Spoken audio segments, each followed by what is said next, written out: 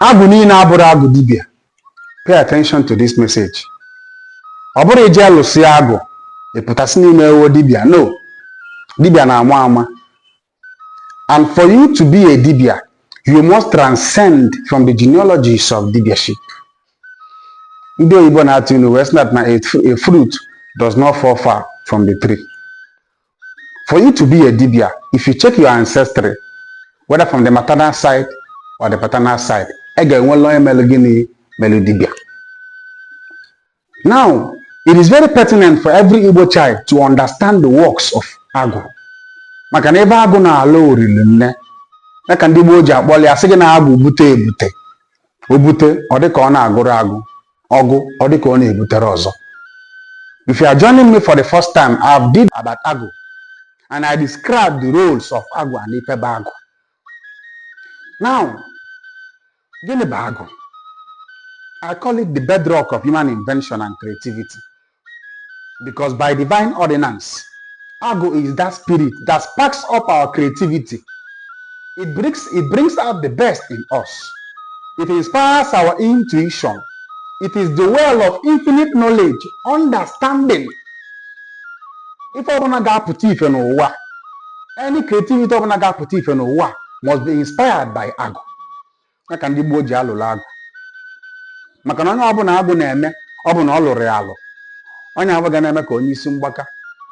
You will see the person will have beautiful ideas, but that person will lack focus.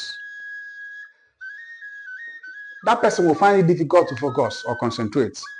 Echi niile, ome nka, nwanne echi, ome nka, nwanne echi, ome nka. Before you know it, if on a man scatter, gịnị ka ga-eje eme eje lụọ ọrụ agụ. To concentrate that energy, to make that person, to channel that energy, ka ọ dị focused to a particular aspect of life. So agụ niile abụrụ agụ dibia. For example, ọ nwere ebe ndị be anyị na-akpọ nka. Anyị nwere nka. Anyị nwere ụzụ, anyị nwere nkuzi, anyị nwere dibia. Now, onye ọbụla na-eme nka, onye ọbụla na-eme ụzụ, onye ọbụla na-akụzi nkuzi, ife ọbụla ị ga-eme ga-apụta ife must be inspired by Agwu. For example, ị ga-afụ nwatakịrị na-akpa akpụkpọ ụwa maọbụ akpa anụ nji n'aka. That person have not been to school. That person ejebere any technical school. Agụ na-ebunye uche abụọ ji alụ ya, o ji akpa ife abụọ na-akpa. Onye ọbụla na-eme nka ga-apụta ife. Onye ọbụla na-akụzi nkuzi ga-apụta ife ga-enwe nnukwu agụ. So ife ọbụla anyị na-eme n'ụwa, agụ bata na ya, ọ dị iche. Agụ will make it to be what? Unique and extraordinary. Iti ịma na-ekele ọlụ eke. Mmụọ niile nwere nke ọ na-alụ. So the essence of Agwu is to bring out your creativity, to inspire your intuition. Ife ahụ ị na-eme ka ọ pụta ife. Ọ ife Agwu na-eme.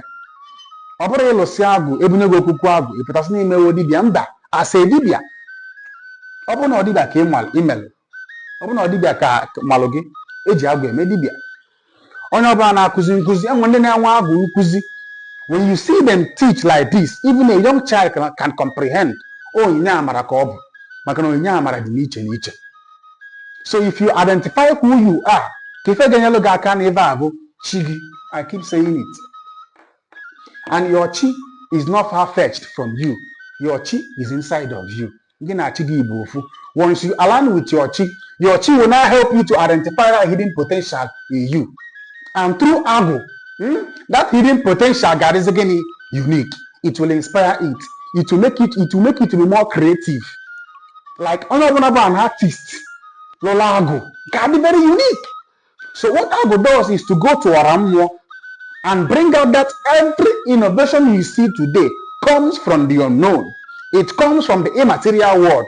Whatever we are using today, every invention you see today has been established in the world of the immaterial. So what Agwu does is to go there and bring out that creativity inside of you. This one we are using today was inspired by Agwu. Aqua one today was inspired by Agwu. So Agwu go malibu oji. And sometimes if you can go one genava, or will Agwu no kunna while genava, or so ngi jelu onya alwo. Onwe nke ọ bụrụ na ndị bụ na-enwego agwụ nnekwu nna ọwa gị n'ava ọ sị gị bịa ka ịbịa gọọlị ọjị ngị meela ya eto otule ma ngị meela ya ibe mme. So agwụ waa gị n'ava mala ebe agụ ji awalụ gị, but most especially ọ bụrụ onye ọbụla bụ agụ